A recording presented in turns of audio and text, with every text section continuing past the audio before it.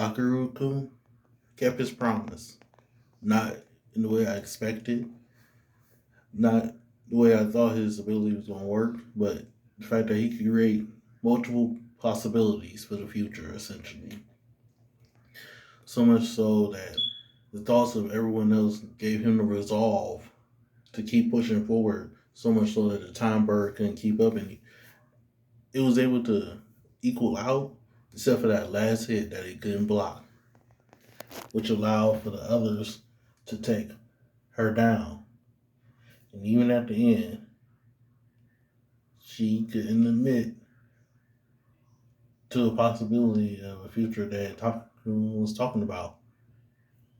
But he told her he would do it, and he did. You know, and even though our boy spent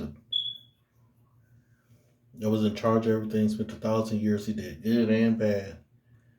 He finally accomplished his mission, and the taboo was done with him, allowing him to pass on and the world to move into the future.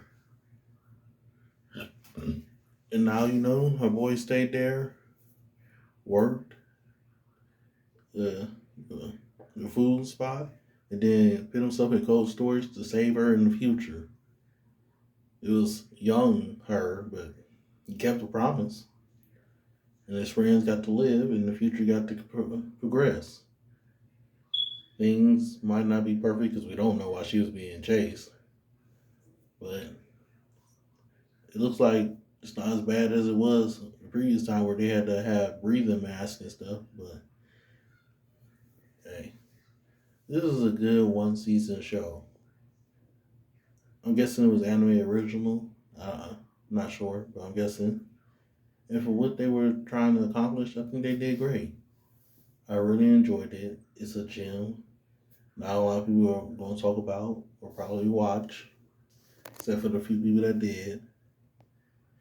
And, you know, it did enough to be its own thing and not be like a necessarily really like ReZero like it came off as in the beginning. More like parallel worlds and time travel, but it stuck the landing. I liked all the characters. Some we could have got close to two more. Really, only two. The main two that we did get close to. It was nice. I'm glad he was on the ship for them too. Man, that was a good finale.